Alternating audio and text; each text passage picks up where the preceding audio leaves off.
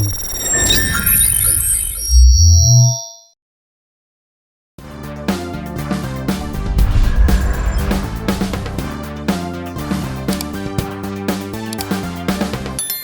tak jadi bupati?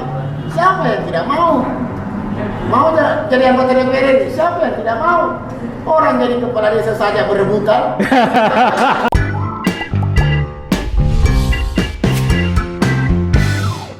Saya tidak pernah malu misalnya mengaku sebagai pernah jadi supir PT-PT, jadi apa, semua pekerjaan pernah saya lalui di masa muda. Itulah yang membuat saya kuat, terutama dorongan dari orang tua, termasuk keluarga. Bagaimana prinsip hidup kita ini, kalau orang kaya sukses itu biasa, tapi kalau orang miskin mampu merubah hidupnya, itu memang wajib, karena itu perintah Allah Subhanahu wa Ta'ala. Walaupun kita beranjak dari keluarga minus, beranjak dari nol, tidak usah patah semangat, bekerja saja dengan ikhlas dan tulus, dan dilakukan dengan kerja cerdas dan kerja keras. Yang penting jangan takal lupa. Kalau sudah enak, ada kalau sudah nyaman, sudah berkomunikasi sama temannya tidak bisa karena batasan jabatan. Tidak. Ketika kuliah S1 di Sidrap ya, ketemu seorang gadis bernama Haslinda, ya begitu kenal, terus tanya kepada kalau mau serius, ayo kita nikah. Padahal modal waktu itu menunggu hasil penjualan buku. Walaupun saat itu masih kosong, tapi setahun 2 tahun kemudian akan datang, nah berani menyatakan cinta dan berani langsung melamar. Supaya harus kita mampu yakinkan bahwa kita menjadi calon menantu, ya jangan berharap sama mertua, jangan berharap sama orang tua, berharap dengan kemampuan kita sendiri. Dan sampai sekarang dengan pacar saya itu sudah dikaruniai anak 4, dan alhamdulillah sudah puluhan tahun menikah. Mudah-mudahan bisa langgeng sampai dunia akhirat nanti. Amin amin. Dan menariknya anaknya ternyata saudara emas ya. Jadi putra, terus putri, terus putra, putri. Lagi. Ini sangat luar biasa.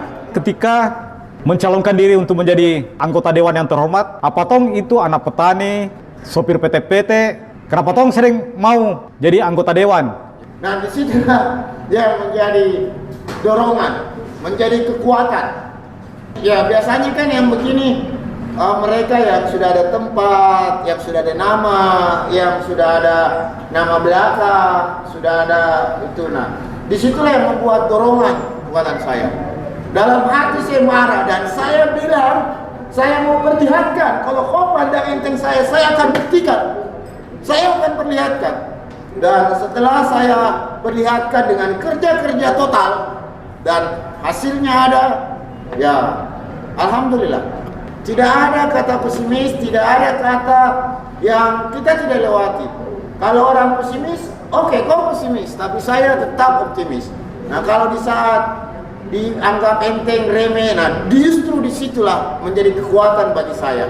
Kalau bicara soal DPRD, kerja di DPRD, kerja di partai, kerja di sektor pertanian, walaupun sekarang sudah ada titik terang, misalnya di Porang sudah ada titik terang bahwa ya sudah menjadi dorongan pemerintah dan Pak Menteri Pertanian dan Pak Presiden sudah menjadikan komoditi andalan nasional, komoditi ekspor dicari oleh 16 negara.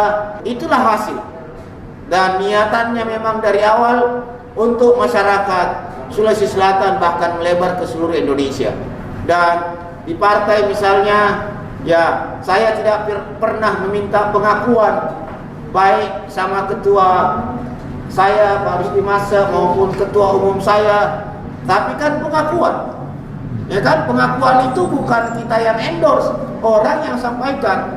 Di DPRD juga begitu, pengakuan bagaimana mengurusi orang demo, bagaimana memperjuangkan aspirasi rakyat, bagaimana mengurusi supaya dalam prinsip saya apa yang 3 yang saya kerjakan ini ada legacy melekat sama saya, dan suatu saat saya berhenti, saya tidak memegang jabatan apalagi, adalah kenangan yang bisa dicerita oleh masyarakat banyak. Termasuk kemenangan atau kenangan ketika pulang kampung, Kakak Sahar ini sering kelihatan memikul beras, membawa sendiri beras untuk membagikan kepada masyarakat, terus membedah rumah orang yang tidak mampu. Kalau orang pernah menderita dan pernah merasakan pahit sekali penderitaan dan sekarang ada di tempat yang bagus, pasti tidak melupakan asal muasalnya. Di situ yang membedakan kami dengan yang lain. Kami punya penderitaan yang awalnya pahit sekali, minus sekali, dengan sekarang alhamdulillah, dan makanya menjadi kontakkan batin itu. Kalau tiba-tiba ada sesuatu yang saya lihat, ya saya harus bergerak membantu. Ya walaupun harus pikul beras misalnya, mengantarkan atau apa, ya itu biasa. Dan sering saya lakukan dulu. Ya contoh karena ada ketua DPR, wakil ketua DPRD Sulbar di sini, waktu saya datang ke Sulbar mengantarkan bantuan dari Nasdem Sulawesi Selatan, ada 11 truk kami antarkan, satu persatu kami antarkan ke rumahnya dan ke tenda-tendanya dengan memikul sendiri, itu biasa.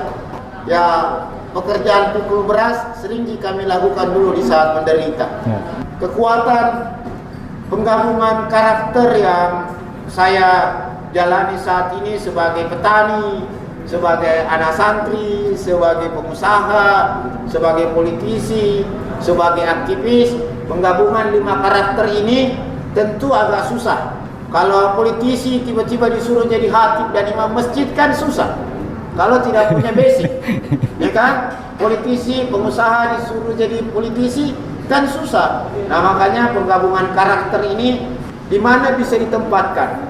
Menempatkan diri sebagai pengusaha bisa, menempatkan diri sebagai imam bisa, sebagai politisi bisa, sebagai aktivis bisa, sebagai petani bisa. Ya kan? Cuma satu yang Kakak Sahar tidak bisa. Apa itu? Tidak memanjakan anak. Kalau saya tidak boleh memanjakan anak.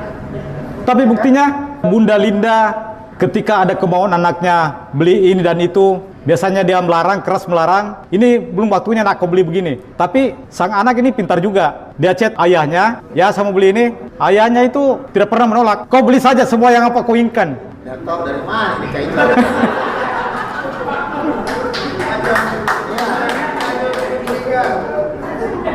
Saya juga heran. Ya saya dalam untuk membangun karakter anak ini tidak boleh dimanja. Nah kalau saya ini seperti mau pergi ke Sidra, kembali ke kebun, saya bawa lagi ke sana untuk biar dia nikmati bagaimana orang bisa bersusah payah kena terik matahari, bersusah payah harus bekerja, harus dilatih dari ini. Cuman ya kan terkadang anak-anak kalau ada kebutuhannya tidak boleh juga kita sekte. Karena kalau kita sekte sama anak, nanti suatu saat kalau dia sukses, dia sekte juga sama kita. Anak saya yang tua kadang kalau saya roadshow keliling urus partai, saya sengaja kasih ikut. Tujuannya walaupun dia masih SD, masih SMP, dari dini dia sudah bisa mengetahui persoalan orang-orang dewasa. Supaya nanti ketika dia dewasa, dia sudah tahu nih, dia sudah ingat, oh begini dulu bapakku menyelesaikan persoalan, begini dulu. Walaupun dia bilang ibunya jangan capek nanti, tidak boleh, harus capek memang dari awal, supaya walaupun dia masih usia dini mampu menangkap persoalan orang tua, ada metode problem solving yang dia dapat sehingga di masa tuanya nanti pengalaman. Kita masuk ke pertanyaan jebakan. Jadi siap Kakak Sahar? Ya siap. Kopi atau jus buah? Kopi. Kopi. Kopi. Main bola atau main gasing? Main gasing. Wah gasing ini. Kan ini ya sama-sama permainan rakyat. Tapi kalau gasing itu lebih ke petani. Ya. Betul-betul bapak petani ini. Aslinya petani. Nah ini agak berat-berat juga ini. Ya. Ikan kering atau suki? Saya sukanya ikan kering, tidak bisa makan saya kalau tidak ada ikan kering. Ya, benar. Sama Betul-betul saya. rakyat. Ya. Bupati atau anggota DPR RI? Ini kalau menjawab itu tergantung dengan audiens. Kalau menjawab itu tergantung dengan audiens. Ya. Tapi bagi saya, kakak, jabatan itu pengalaman saya baik di organisasi maupun di DPR tidak pernah saya kejar. Itu datang dengan sendirinya. Karena saya betul-betul menjaga kinerja, kepercayaan, dan doa. 15 tahun yang lalu tidak pernah bermimpi saya jadi wakil ketua 1 DPRD Sulawesi Selatan. Tidak pernah saya berniat. Tidak pernah saya berniat jadi sekretaris Partai Nasdem Sulawesi Selatan. Tidak pernah saya berniat menjadi ketua umum Perhimpunan Pengusaha Porang Indonesia. Tidak pernah. Itu berjalan secara alami.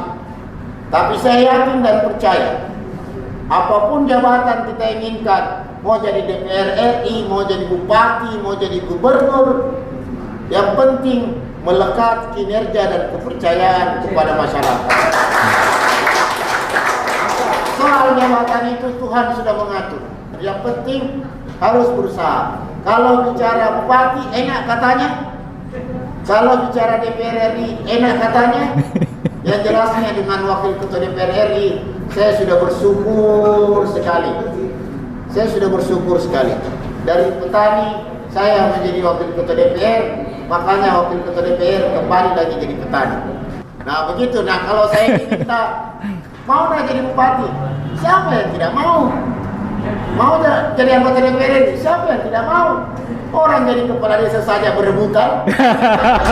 Iya.